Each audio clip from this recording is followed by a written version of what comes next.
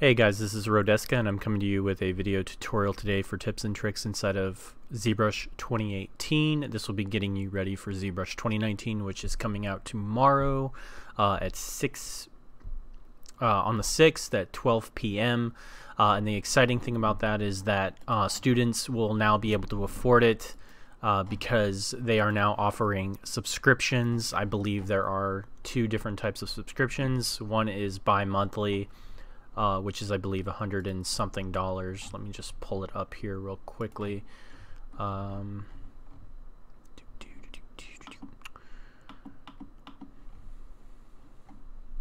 we go. Yes. So they're offering subscriptions now, and you can still buy perpetual, which is awesome, and it's a one-time cost. It says it never expires, and it's 1 year free upgrade guarantee. So it's still awesome. And then you have the perpetual, the $179 biannual subscription, which it will rebill every 6 months on the same calendar day, and it's less than $1 per day. And then you have the $39 a month. So students are going to be very happy about this because now they can work inside of ZBrush, and it's a little bit more affordable. Again, I am not on board with the subscription stuff, but I can see that these are pretty decent prices for subscription. I mean, $39 a month is okay for ZBrush. It's, especially when it's a really good software and that it's, it's usually about $1,000. But I honestly, I still buy perpetual because I've saved a lot of money buying perpetuals, so I'd go with that. But you can now, if you're a student, you can afford these a little bit better. Yeah, so it's got a whole bunch of other features in it, updated tune shading and filters and all kinds of stuff like that, which I highly suggest. I'm going to leave a video link down below as to how you can get to the features video, as well as watching the live stream of all of the features being showed off and gone through. Really amazing stuff, and I'm really excited to get into the new stuff and test it out and play around with it. But for now, we're going to be inside of ZBrush 2018, so we're going to be in the past. And I'm going to be showing you a couple of things, tips and tricks inside of ZBrush 2018 to help you out. This will be including curves, some rendering features, to kind of get you prepared for 2019, as well as some brushes that I normally use for hard surface and things like that, and tips and tricks on that. So let's get started. So you'll notice that I have this model here. It's a demon girl that I've been working on for the last couple of weeks. And I also have other projects as well, like I'm working on Alita Battle Angel fan art and, the hard surface character that I made a couple days ago. And for Morgan, I'm going to kind of hold off on that and wait for the new hard surface stuff that they're coming out with for 2018, in terms of the Z remesher and stuff where they updated it. And I'm going to just play around with that and see what I can do to clean up the hard surface. But so the first thing that we're going to be going over in this tutorial is the curves. And what about the curves in the and what you can do to control your curves a little bit better. So I have a lot of questions about how do I control the curves a little bit better? How can I make sure that the curves are a little bit easier to work with, especially since I released the hairbrush tutorial. I'll leave a link down below as to how you can get a hold of that as well. And I didn't really specify how you can control the curves a little bit better. So I'm going to actually go over that in this video, and hopefully that'll help you guys out. Also, I am coming out with a video tutorial tomorrow. It'll be a time-lapse voiceover of head proportions and how I go about heads. Much like the last video where we went about body anatomy, I'll be going over how to do heads in that tutorial, which will be coming out Thursday. So definitely look forward to that. And yeah.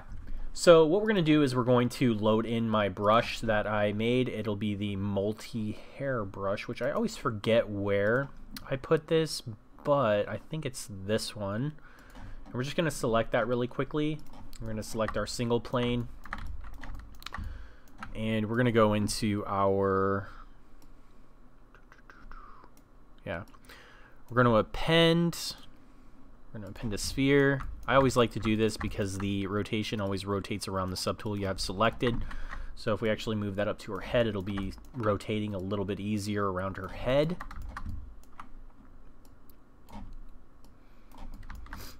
And then we can shrink that all the way down until it's non-existent. And then we can go in and hide her hair, her actual hair. Isn't that lovely? We can actually hide her stockings and her armor, her clothes. We don't need any of this stuff on because I don't really need to see it at the moment. Trying to find her straps. Where are her straps? There they are. There we go. All right. So when I start dragging out, you'll notice that the hair goes through the mesh. That's completely fine. In fact, I actually prefer it to go through the mesh because if we have it snapping to the mesh completely, you'll sometimes get the curve that'll kind of like extend whatever it snaps to. It'll extend and make the curve longer, which is kind of annoying because if you're trying to get it to be a certain length, then you don't want it to snap to every single surface. But what I want to do is I want to snap to the initial start of the surface, and then when I'm dragging out, it'll just follow my cursor and drag out and not snap to everything else, which is fine because I prefer it that way. It's just a little bit more easier for me to manage. It's like combing hair. You don't want it to snap to the surface because it'll just make the hair all jig-jaggedy and weird. So, you know, I keep on making all these motions with my hands, but you can't see them because, you know. But anyways, I like it better this way. It snaps to the surface in the beginning, and then as you drag out, it doesn't snap to the surface anymore, and it makes it exactly how long you want it to be. So you'll notice that if I actually hover over the ends of the curve, you'll notice this little red line comes out, and that means that you can now extend the curve by dragging further out. And that will extend the length of it. You have to watch out because when you initially drag it out and then you stop and then you extend it, it's going to again snap to the first thing that is in front of it. And if nothing is in front of it, it'll snap to the background, which kind of sucks, but that's exactly what happens. So you want to try to get the length of it down right away in the first drag. But that's how you extend the curve. Now, let's say you made it a little bit too long, and you're like, oh no, I made it a little bit too long, and I want to actually kind of like bring it back a little bit. So what you could do is you can actually go into your stroke menu, go to your curve, and then turn on liquid. What this will do is it'll allow you to grab the endpoint and drag it backwards and make it smaller. I actually have this as a little option down here because I often accidentally drag a little bit too far out. So what I'll do is I'll grab the tip of this, and then I'll start to slowly drag backwards a little bit. You'll notice it gets stuck a little bit. Just undo it, or just let go and then drag it again, and it'll, you know, it'll keep going. And then what you can do is turn off liquid, and now you have your curve that's a little bit, you know, longer. So one of the complaints that people often have with curves is that this annoying twist in the curve. It's super annoying, and no matter how you try to twist the curve, it always ends up snapping back into the position. It always keeps on going back to where it was, and it's really annoying to work with. Well, that's because there's these two little lines. So I'm not sure if you notice this or if you can see this, but if we hover over the curve, you'll notice this little green line right here. And what that's telling you is that's the orientation. I believe that's saying that this is the orientation of the curve, and the reason why you keep twisting the curve and then you'll tug on the curve and then it'll twist back into place is because it's adjusting to its original orientation. So what you could do is you could actually just kind of like hover over your curve, and you'll notice you get this blue cursor when you hover over the curve, and if you move away you get a red cursor. If you actually hover over your curve and then go all the way up to the tip, and when you see the green circle inside of the other like little white circle that's there, then you can actually hold control after you left click. So left click, hold control, and then twist that orientation. You'll see that now the orientation of that green is now being rotated towards the orientation that you want to twist it. So if you actually twist it in that direction and then you start to drag out, you'll notice that the curve is now trying to keep that orientation. You can see it's actually going this way now, and if we were to twist that curve in this orientation, you can see now it's twisting towards that orientation. So that's how you can get rid of a lot of that nasty twisting that you keep on getting, or that annoying twist that you can keep on getting with the curves. Now if you actually hold left mouse and then hold shift, you can actually smoothen out the curve. So if you keep on getting these nasty little wavy lines in your curve, you can actually just smoothen that out really fast and then bring that out. So another thing that you could do with the curve is you'll notice that the blue cursor is actually a brush cursor. So you'll see that what I mean by that is you'll see this big cursor on the outside, and then you'll see this tiny circle on the inside, or the smaller circle on the inside. If you hold O while you're in blue cursor mode, you can actually change the focal of that cursor on the inside. And that's going to allow you to get more sharper edits for your curve. Now if you change, oh, I think I created a, oh yeah, I accidentally created another, there we go. Yeah, so that's going to give you a little bit more sharper of a fall off, as well as if you change the focal to a bit higher, you'll notice that now we're getting a more broad fall off. So again, that's just a little bit better way to control your hair. And when you're doing this, you want to kind of think of it like you're pulling on a rope. So if you want to have this middle piece going this way, you're going to have to literally tug the middle of it that way. And you'll notice that the way it moves is dragging this with it. So you're going to have to, you know, it's basically just kind of sculpting the hair. So you're going to have to think of it that way when you're doing this. So again, we're just going to move this into place, maybe even change the focal to a little bit smaller. And then we're just going to kind of like have a little bit better control over the curve. And now as you can see, I'm getting a little bit better control over the curve, and we're doing pretty fine. Now if you want to make actual hair and not this kind of like tapering effect that we're getting with this hair, you can go to stroke, you can go to function, or excuse me, modifiers, and then turn off the size. And what that's going to do is it's going to turn off the size of the tapering.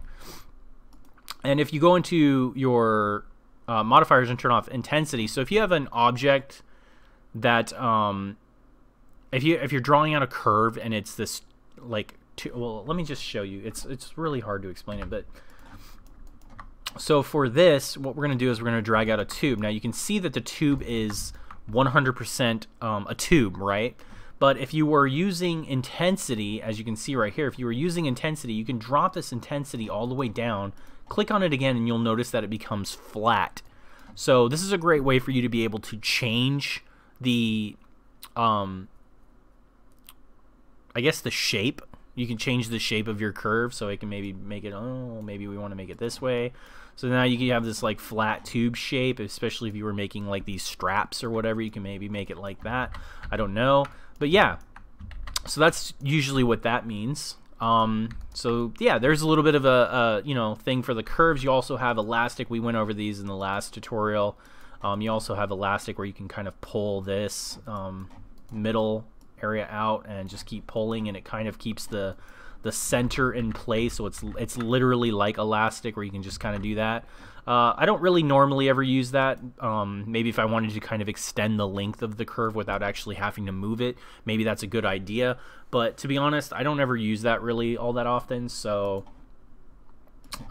yeah, so I keep all of these inside of my UI, my main UI. I keep all the stuff that I normally always use in my main UI, and then stuff that I, you know, use on a regular basis, like editing tools, I keep in a little hotkey menu. So what you could do for your hotkey menu is I like to have transparency on Control T to make everything transparent. That way you can edit through the mesh.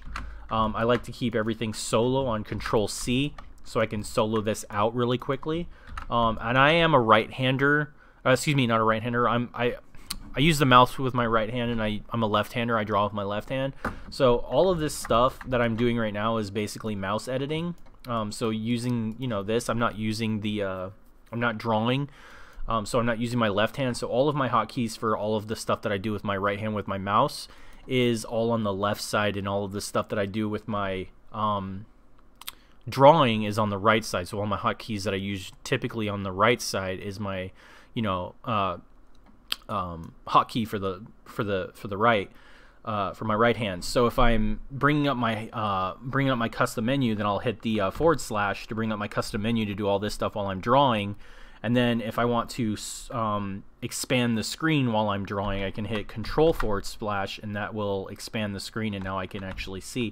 So I'm actually using a couple of plugins for this to expand the screen.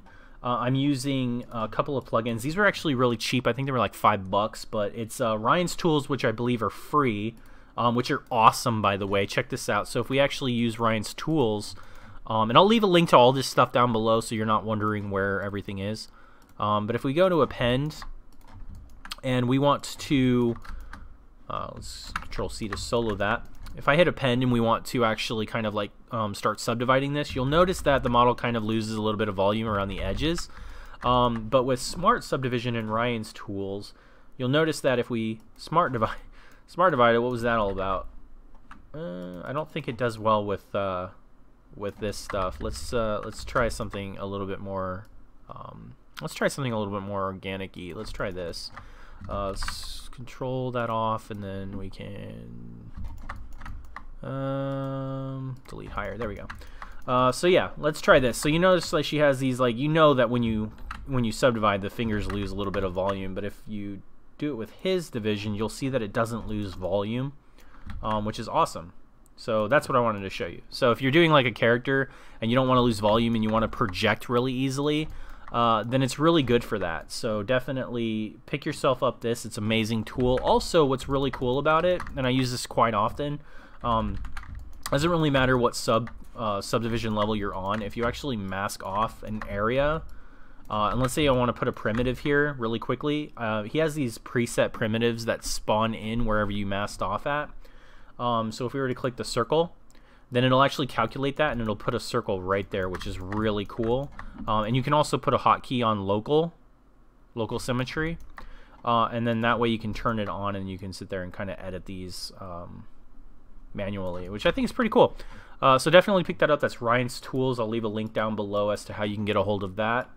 What else? We are using also another plugin set. Let's delete this new body right here. I believe this is the one. There we go. Okay. Let's see. FJTools. So this is another one that I'm using. This is the one that's allowing me to expand my view, as you can see. And it also has a really a bunch of other cool stuff, filling the materials and filling color and stuff like that, naming, grouping, managing the subtools, and then expert mode, which is the one that I'm using to expand the viewport. So he has a whole bunch of awesome tools in here. Definitely suggest picking it up. I'm gonna leave a link down below for that as well. It's really awesome stuff. So I use that as well. And yeah, so another thing that I actually recently learned, which I had no idea about, was, oh, well, actually, you know what, let's go over another brush, which I think a lot of people are going to appreciate this knowledge. So what I'm going to do is I'm actually going to append a sphere, and you guys might already know about this, but for those of you who don't know about this, so let's say you guys are wanting to do hard surface stuff, and you're like, gosh dang it, man, I can't get that shape right. It looks so weird. And then I try to go into the trim, and it doesn't trim that well, you know, because every time I trim it has this nasty little part right here. Well, one of the reasons why is because the trim is actually adding new geometry. So one of the best brushes that you can use for this type of thing is actually the Clip Curve. Clip Curve actually gives you a little bit more of a better effect. As you can see, it's not the greatest effect because it's using the same geometry and just pushing it down, but it's giving you a way better angle in your stuff. So what you want to do is you want to use the Clip Curve, try to get that angle in there, and you can see that, you know, from this view it's looking pretty decent. Let's try that again from a perspective with perspective off. You can see that it's giving you that nice nice slice in there, which is pretty nice. So if you're gonna go with hard surface stuff, definitely use this brush, especially because it also works with symmetry. So you can get some pretty good you know, symmetrical shapes, and, you know, slicing a whole bunch of your geometry. And then what you could do is you can actually hold Control Shift and space to turn on poly grouping, and then you can get different polygroups with that. It's not the best polygroups in the world, but it's still pretty decent for what you get. And if you increase the subdivision amounts, delete the lower, and actually I'm going to increase it again, delete lower, you get even better results with this. So the higher you increase your subdivision levels, the better of a result you get. You're not going to get the greatest result, but it's still better than nothing. So I use this often as well to kind of like get some really decent results with the clipping. And you can also use the clip circle. You'll notice that it does a pretty terrible job of adding a circle in there. I suggest just using the curve bridge, but you can also cut out circles pretty well, as you can see, cutting out the circle, and it adds a polygroup in there, especially if you're trying to get some, you know, some kind of shape with hard surface stuff. Definitely a really good thing to use. You know, also the rectangle you can use makes really good shapes, you know. These polygroups aren't the greatest, but again, if you're just going for, you know, trying to get the shape out of that, then you can definitely use this, and then you can retopologize over it, or you can try to figure out how to get, you know, your I don't know, your mesh to look better. I guess what you would probably end up doing is just dynameshing that or whatever. You also have to watch out, because when you use this clip brush, if you look, it'll try to push all of the geometry and it'll scrunch it down, which will cause this really nasty effect. But yeah, it's pretty decent for what it does. You just got to watch out for it, because it does create some really weird effects. What else do we got? We got matte caps. So a lot of people want to make their own matte caps. They want to be able to be comfortable inside of Zbrush. This is really important, because if you're not comfortable inside of Zbrush, your model isn't going to look as good as you might want it to be. So what we're going to do is we're going to go into our basic material, and we're going to make a matte cap by ourselves. It's going to be the greatest thing ever. Sorry that I just burped for a second there. I just literally drank some tea, and it's fighting me. So what I want to do is I want to actually create a couple of lights. I want to create one that's a backlighting, and we're going to click on this once, this little image right here. And when you click on it while selecting a light, what it's going to do is it's going to place the light in back. It's going to become a backlight.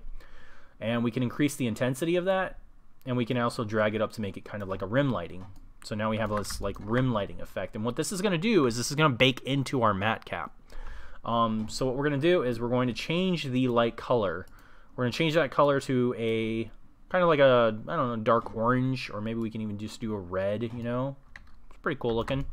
And then for the other light, what we're going to do is we're just going to move that in the opposite direction, and we're going to turn that into a bluer light. So we're having these lights kind of fight each other for control of the land. They're factions, and they're fighting each other like in Star Wars or something like that. Let's turn this down a little bit. I don't want it to be too fighty. Oops. Just like that. Yeah, I think that's pretty good. If you want to test it out, the best way to test it out is to use a model that you're working on. Let's turn off all of the lighting and just go to a model that we're working on. Best way to test it out, use it on a model that you're working on. So I don't like the shading up in the front, so maybe we can actually just kind of make that a little bit closer to home.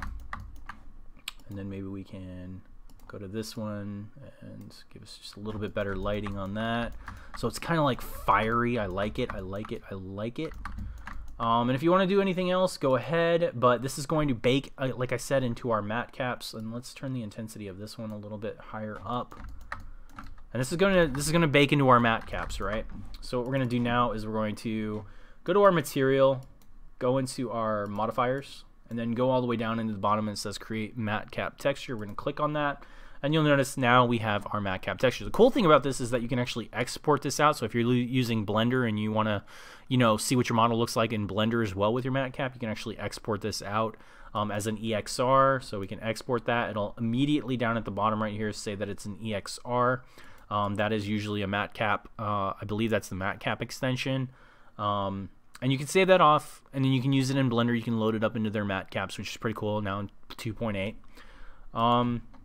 But I'm not going to do that. What I'm going to do is I'm actually going to select a default matte cap, and we're going to change all of the properties of the matte cap down to normal. So usually I pick this one that just has generic matte cap. I usually pick this one because all of its stuff is pretty much at default except for the cavity. Anything else? Anything else? Okay, cool. And then what we can do is we can just select this, select our matte cap, and now you can see that all of that lighting information is now baked into that matte cap. It's not the prettiest. Sometimes you have to go in and you have to edit it, but it is fantastic that we are able to do that.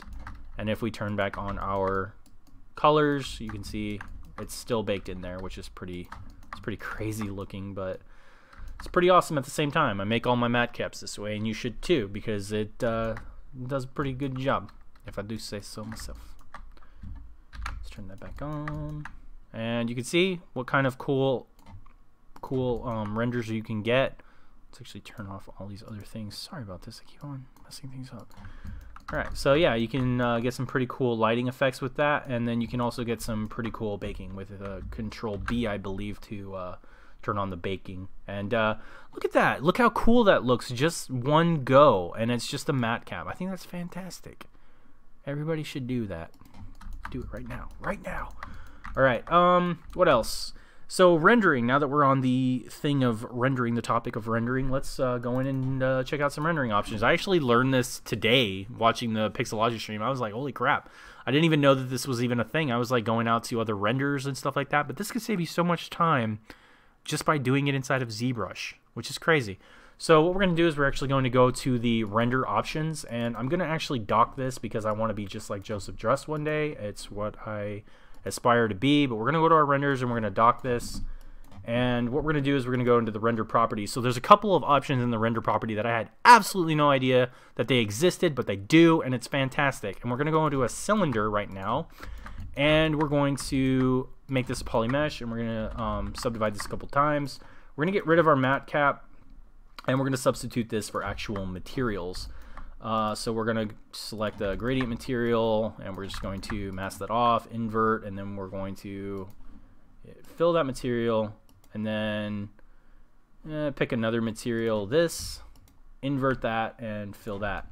So now we have our half and half material. You'll notice that it's really kind of sharp right here, but if you actually go into your render properties and go to your material blend radius, so what this will do, and I'm just going to crank this up 3 times, as I don't want to crash this that I'm working on, tutorial. And we're just going to hit BPR. What that's going to do is it's going to try to blend those materials together. You can see that now it's really blurry along this line right here, right?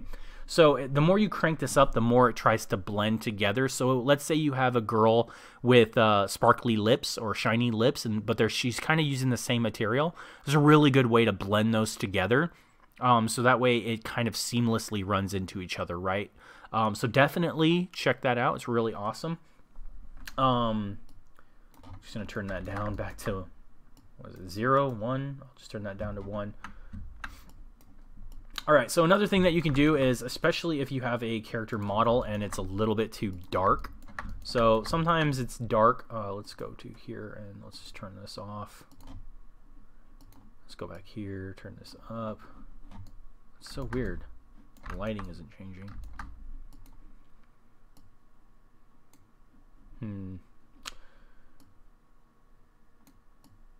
That's interesting. Lighting's not changing. It's fine. But anyways, if you actually click on this, this will take every single material that you're using and increase the ambience of that material. Doesn't matter what it is, it'll increase the ambience, or you can decrease the ambience. So that's something cool to mess around with, as well as the diffuse and specular. So if you want to see it with a little bit more specular, you can see everything with a little bit more specular. I think that's pretty awesome looking, if I do say so myself. Alright, so those are pretty awesome as well. What else? Filters. Filters is a thing I had absolutely no idea how to use. I kept on trying to use them, but I always saw them grayed out, so I never even played with them. But then I realized after watching this stream that you have to click the little circle up here to activate them. I thought they were already activated. So if you click on this, now you can see that everything gets ungrayed and comes to life, which is scary. And this is really intimidating. I honestly still don't know what half of this stuff does. Definitely play around with it, because that's how you actually render better inside of ZBrush. So if we actually, because you can't see it right now, you won't be able to see it until you actually hit BPR. Is another thing that I learned. But as you can see, now we have a noise filter that's over our stuff, and you can see right here it says filter noise. If we click on that, we can actually change what it does. So you can see we have a blur effect, and you have all these other little effects. I had absolutely no idea that this was even a thing, but it's crazy. So now we can hit negative, and just play around with it. You see we can hit posturize, and we can go in here and we can multiply that. We can actually go in here and exclude. I actually like the multiply a little bit better than anything else, but look at that. Isn't that amazing? And you can also change the radius. You can change the Gaussian, depth, cavity, and you could stack these too. So let's say I actually love this. Now what we can do is we can go to this one, unclick this one, and we can go to sharpen, which is right here. We can sharpen that up. Isn't that cool? And then we can actually change the radius on that. We can change it lower. I actually like it a little bit higher because it looks more toonish. Change the radius. Oh, jeez, that's crazy. Let's turn that down a lot. Yeah, let's turn that back to 0. Masking. I believe the masking is like whether it goes forward or back. I don't really remember what that does. But anyways, like that's awesome that you can actually start to play around with these. I had no idea that this was even a thing, which is pretty freaking awesome. And it makes all of your stuff looks 10 times better. Especially if you're doing like quick renders and you want to show somebody, your artwork. Even with a backlighting, you could probably do like a backlighting and have those effects, and then BPR that. So now we have like, ooh, oh, look at that! Isn't that really awesome? So now we have this really cool effect going on here with the, posturize and stuff like that, and it looks pretty freaking awesome. I would have never even thought to do that. So I really hope you guys check out all of this stuff. I really hope that some of this stuff has helped you out in creating your stuff. And yeah, if you have any questions or anything, leave them down below. If you like this tutorial or tips, please leave a like on the video. And I will see you guys in the next video, which will be uploaded tomorrow, Thursday. And that will be going over head proportions and how I approach my stylized heads, as well as I wanted to also say that I'm also now a member of Flipped Normal's marketplace. They sent me an invite. I thought that was pretty awesome of them, so I'll leave a link to their website and how you can get some awesome stuff over there. Yeah, take care, you guys, and thank you so much for watching. This has been Higher. Oh my god, I was gonna say this is Higher Gun Games. It's not Higher Gun Games anymore. It's Rodeska. Peace out, guys, and thank you guys so much for watching. Love you guys.